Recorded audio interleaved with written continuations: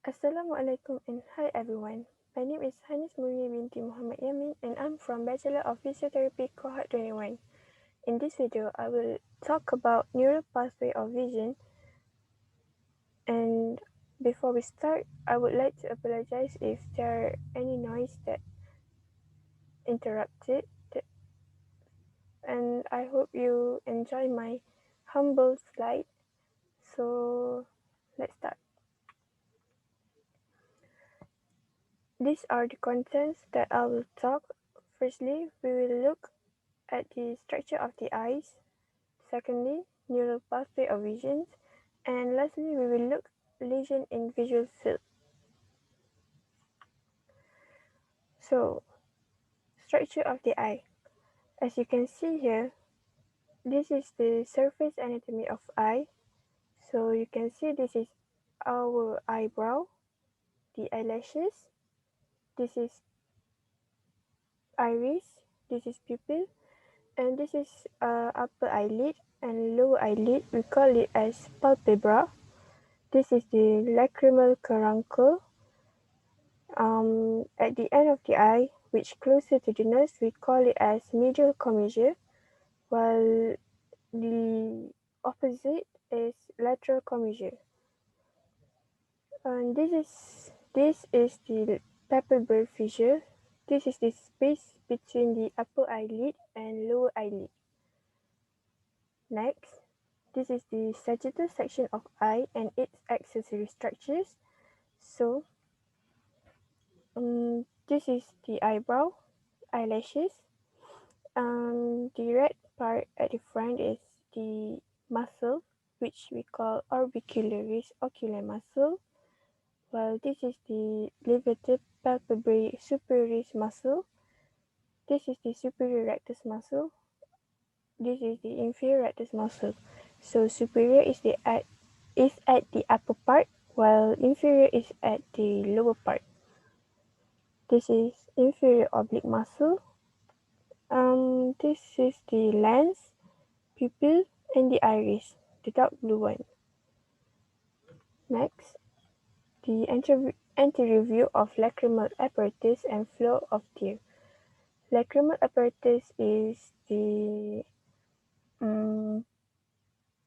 I would say, part that produce tears. So, the broccoli-like shape is the lacrimal gland, and if you zoom it, the tiny branch from the lacrimal gland, we call it as lacrimal duct, and this two branch is superior lacrimal canaliculus, and the lower part is inferior lacrimal canaliculus. So this is the lacrimal sac, and this is the nasolacrimal duct, and this is nasal cavity.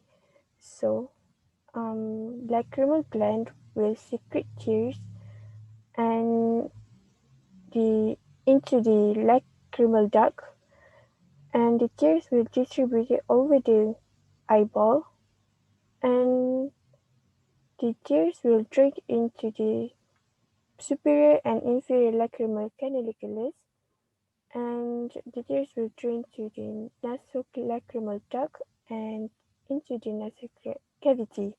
I'm sorry.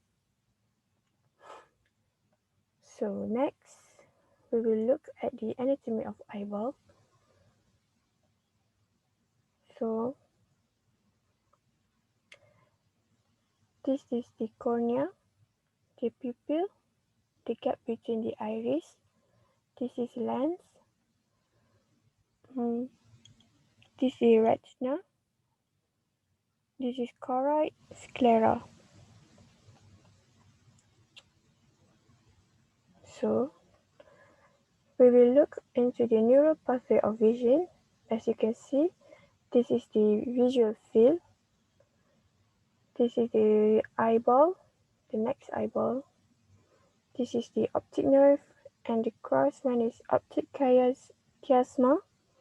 This is the lateral geniculate nucleus, and this is the primary visual cortex.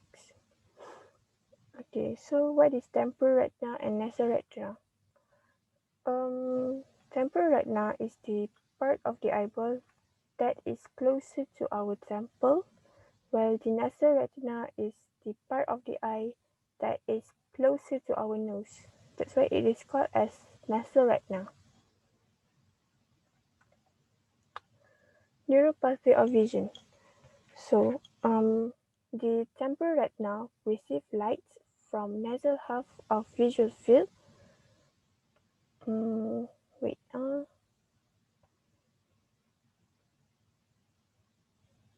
So, temporal retina receives lights from nasal half of visual field. This is the temporal retina. Receive the lights from nasal half of visual field, while the nasal retina receives lights from temporal half of visual field. To make it easy, each eyeball have right side and left side, right? So this right side of the eyeball will receive lights from the left visual field, while the left part of an eyeball receive lights from the right visual field. Same for the other eyeball. The right side of an eyeball receive lights from left visual field, and the left side of an eyeball receive lights from the right visual field. Then, visual signals from the temporal retina or the right side of an eyeball for the right eyeball will be transmitted along the optic nerve to the brain. The visual signals from the temporal retina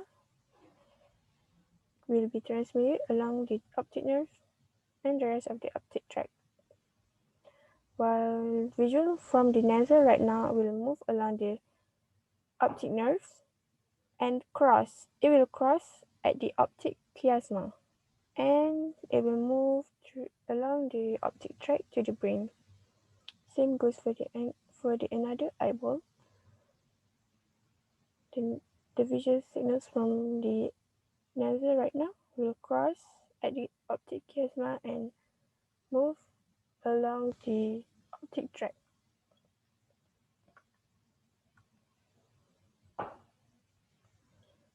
Wait, oh my god. So,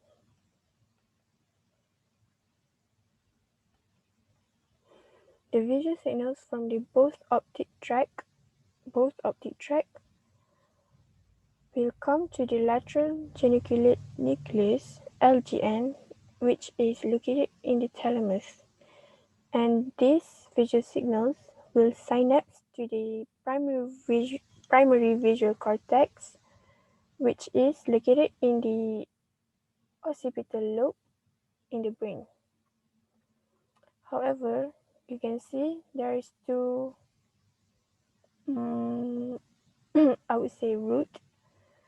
It is because some of the fiber will move through the temporal lobe and some of the fibers move to the parietal lobe before it reaches the occipital lobe or primary visual cortex. When it reaches the primary visual cortex, then visual perception begins. The brain will translate what we see. So, next, lesion in visual pathway. Okay, where's my lesion? Okay, so the first one is total blindness of ipsilateral eye, or we call it as monocular blindness. It is because there is lesion or damage in the optic nerve. Why the person will go blind at one eye? So as you can see here, the temporal retina receives the left visual field right, and while the nasal retina here will receive the right visual field. So when there is damage, the visual signals cannot be passed through to the brain.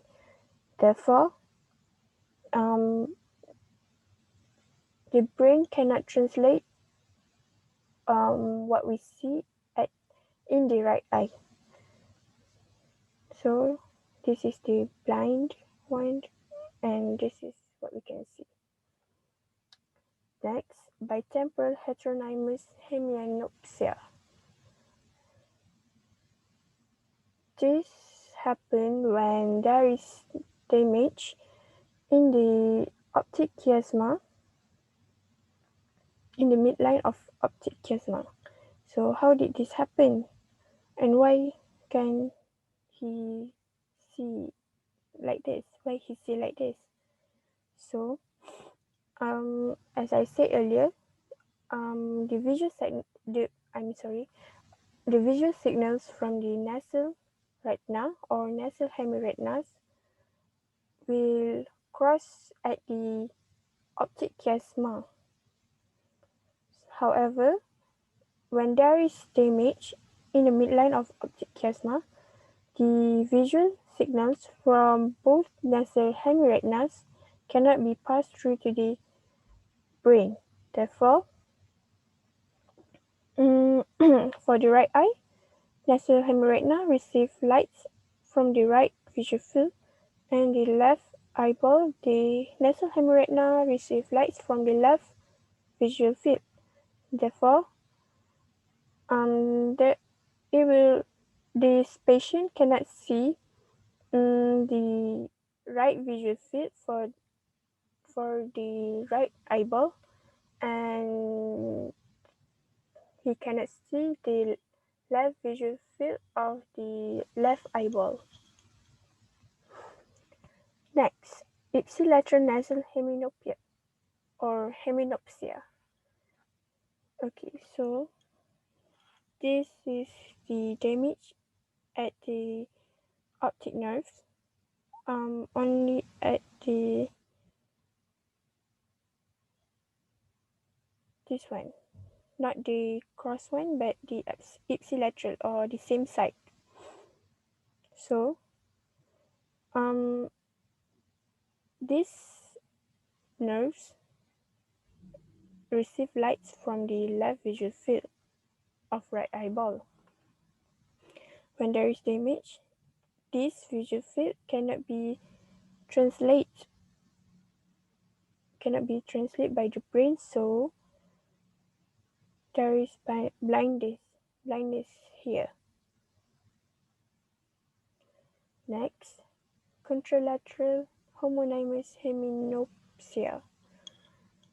When there is damage in the optic radiation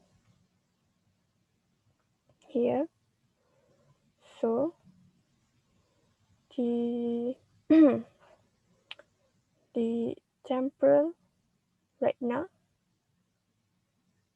for the right eyeball receive lights from the left visual field. Same goes to the nasal hemiretina of the left eyeball, receive lights from the left visual field. So when there is damage here, only the left visual field of both eyes cannot be seen, cannot be translated by the brain. Therefore, this patient cannot see normally. Next, contralateral lower quadrantic anopsia. So this is the damage here at the parietal lobe, the nerves that move to the parietal lobe. So this person cannot see the lower part and the left visual field. So this is the blindness. and this patient cannot see normally. Then contralateral upper quadrant anoxia. There is the image here. The nerves that move at the temporal lobe, so he can't see the upper part of visual field on the left. Then the last one we have contralateral homonymous heminopia with macular sparing. So there is the image here at the primary visual cortex.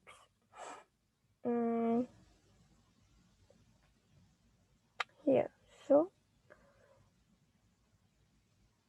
the left visual field of both eye will go blind.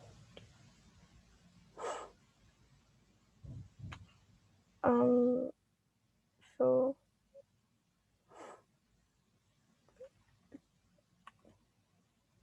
that's all from me. These are the references that I went through. These two videos are really helpful for me. So if you have doubt, you can watch this video to understand about it more clearly. So that's all from me. Thank you, and I hope you enjoy my video and stay safe, everyone. Bye.